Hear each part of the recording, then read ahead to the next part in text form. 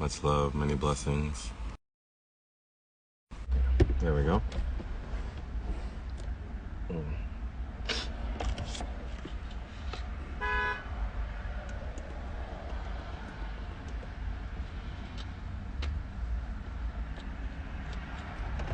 Okay, welcome to Libra season. It's your boy Lotus. I hope you're enjoying this transition. You know, when we actually transitioned from Virgo to Libra season, like it was like 3 a.m. in the morning, and like I literally like felt like this significant layover. Like I don't even know what to call it, but I don't know if anybody else was up like a couple days ago, but like that night, I've been really getting regular sleep, but like that night I was just up, not with anything unrest or anything, but I just was up. So I spirit had me up. So I wouldn't be surprised if there were other people in the collective that were experiencing this as well. But all in all, welcome to Libra season. Big themes in Libra. Obviously, it's going to be 7th house vibes, so that's connections, long-term relationships, aesthetic, art, how things look. What are we really getting into when we get into Libra season? Libra is important to remember that it's ruled by Venus, similar to Taurus, but unlike Taurus, because Taurus is physical and earth, Libra is more the mind. So whereas Venus is going to be about the heart and Taurus satisfying how things feel or what things are, Libra is going to be focused on Venus and the art of what things feel like and how things are mentally stimulating and the perspective of what things are painted up to be. A lot of times with Libra, because we're dealing with the energy of, I want to say, passivity, the scale is about bringing things back to balance. But Libra, in its own right, is passive and active at the same time, because scales don't just sit there, they work to bring things to their natural state of rest. So if something is on tilt, then the scale is going to try to balance it out. So Libra, by that same nature, isn't actually just sitting still doing nothing, even if it looks like it is. One of the big things that's coming out of this Libra season that the collective will feel is taking that moment and making the connection between our physical body and the energy going on within, or just the subtle energy, or just the things that we're feeling operating, blood flow, things of that nature. Because there's a big call to focus on not just the weight of what's there, but the weight of what's not there as well. I think this calls awareness to the fall equinox and how the days and nights are actually just as far apart as one another.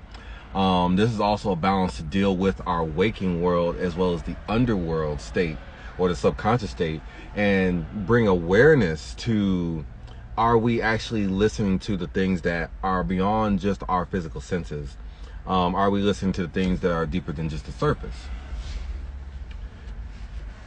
This is a very strong time because Libra has a lot to do with our energy. Libra has a lot to deal with what state the energy is in. Libra governs our nervous system. So there's a strong awareness about sensations. What are we feeling? What are we experiencing? Are we feeling and experiencing the things that we want to feel and experience? Because Libra doesn't always make a move because it's about the best state of neutrality or what's best for everyone. Sometimes there's a lot of patience or not taking action because we don't want to upset the balance or upset what's already taking place.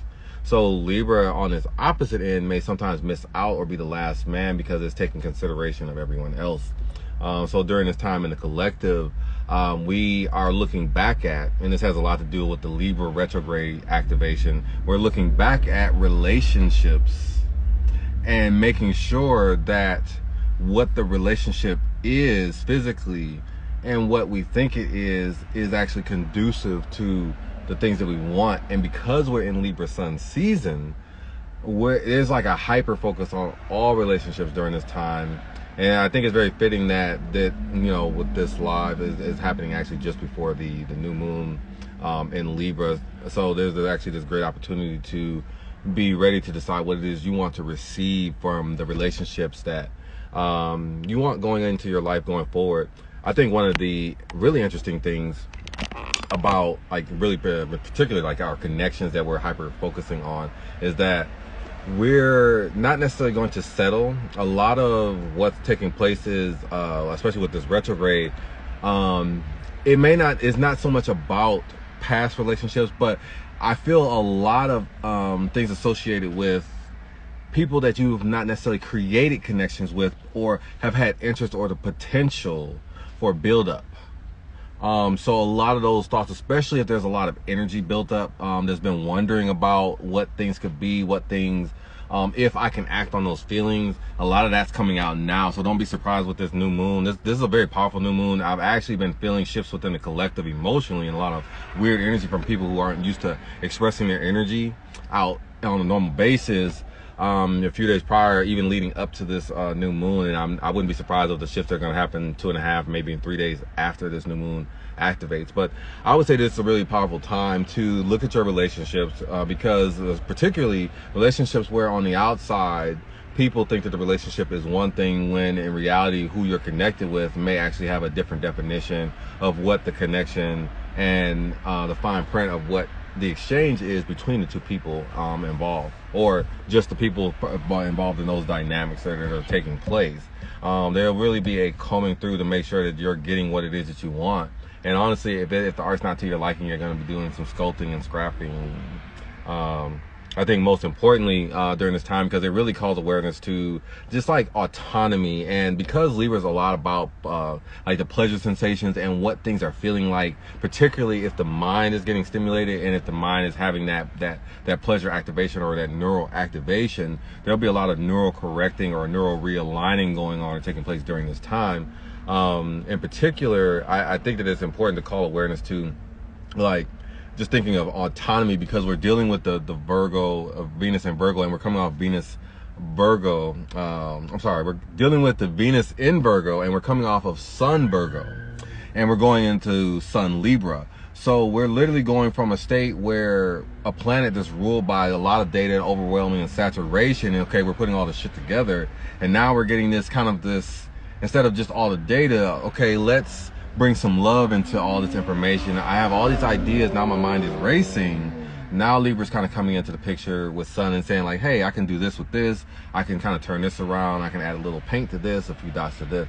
So there's a lot of information, and now we're deciding what do we want to do with all this information. We're being kind of overloaded with it during the time, and because we're going through these retrograde seasons, and usually when we try to do new things, they don't normally happen the way we want to, so it's usually a time to reevaluate and plan rather than to actually do things.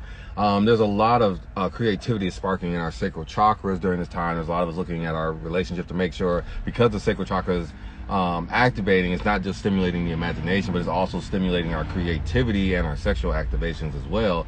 So we're actually making sure that are we getting the pleasures that we want? We're feeling these new emotions. So now we're looking at our connections and saying, hey, am I getting the emotions and the pleasures and the stimulations that I want to feel in the places that I consciously am telling myself that I'm supposed to feel within these dynamics? And is it actually matching up? Is the scale actually balancing out?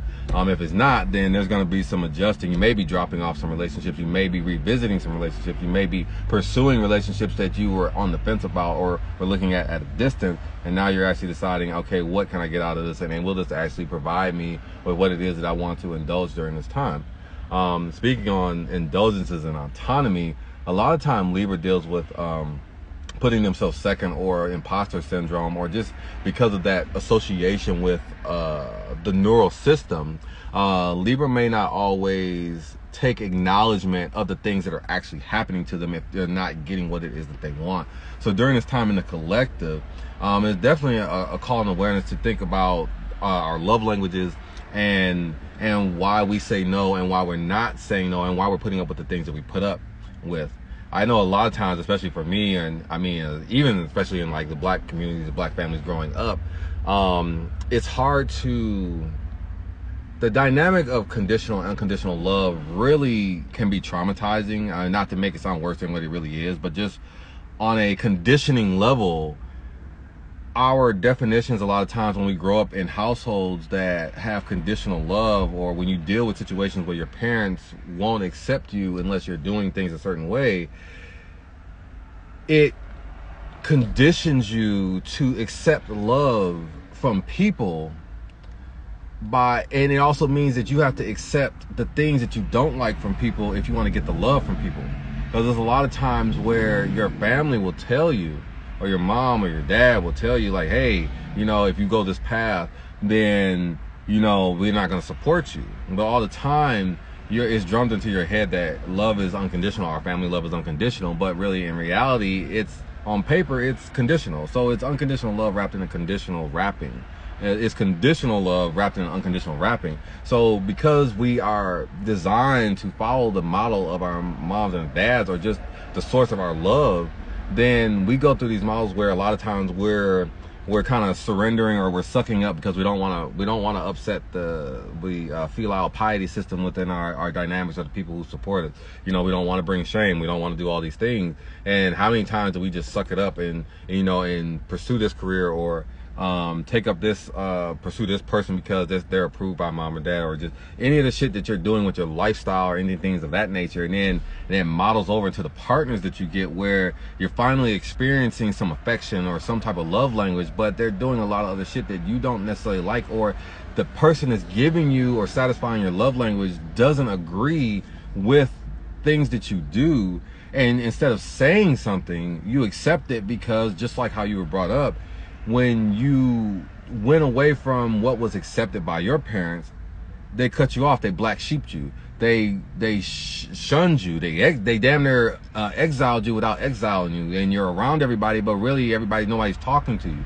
And then you don't want to deal with that energy. And this is the model of love that you're used to accepting within your family dynamic. So then you play small. You accept things so that you can receive the some of what it is that you want. You feel that it's a 60-40 type thing, when in reality your spirit knows that it can demand for 100% just by showing up in your fullness. But because you accept those things within your childhood upbringing, this normalizes the situation, and then you normalize the shit within your dating aspects, within your pursuit of short-term and long-term connections, and where you're receiving love. Then you also say, hey, I'm receiving love here, so that means that I have to turn off my conditions and my ability to ask what it is I want, and my boundaries.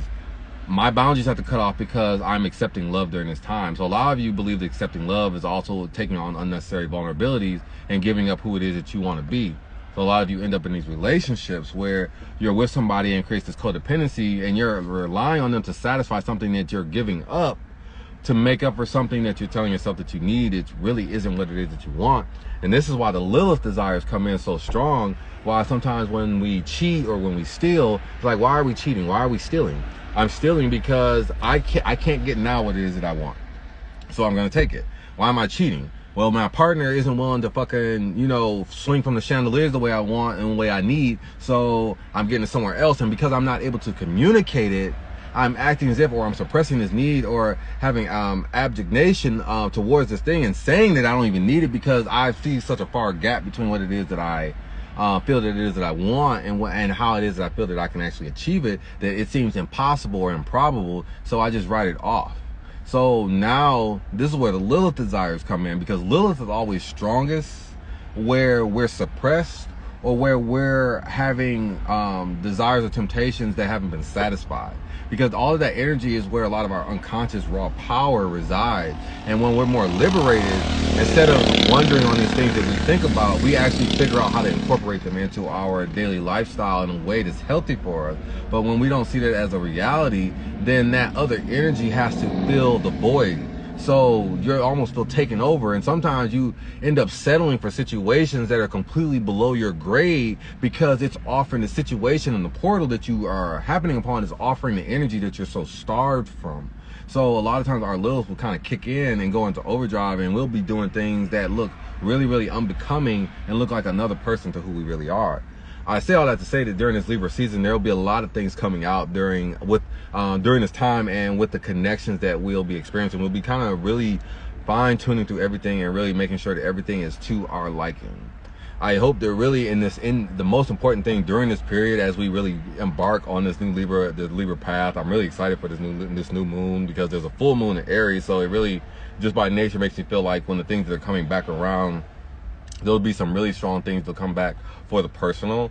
So this is really a strong time during this new this Libra new moon to really decide what it is that you would like to see and what it is that you've been expecting for yourself, that you've been pushing off, or how have you been selling yourself short, or how has the image of you been not really been painted the best within the connections that you're in, and how can you really set yourself in the foreground of how you want to be represented. That's really my thoughts for right now. This is really, what is this? It's Saturn day, so it's really fitting that the day of the underworld, or the day that Saturn, we get kind of set the tone for what it is we want to organize, because that's the day of time, and really just focusing on Chronos and the structure of how we want to move and set our plans in motion. So there's some really good things to bring into our awareness and just think on and just bring structure to. It's going to be a lot unfolding. I got a couple more messages I want to get out, and then I want to really lead into the Libra season. Really just move on with my day. Much love, many blessings, and ashe. I'm wishing you all the best, and remember to walk in your power.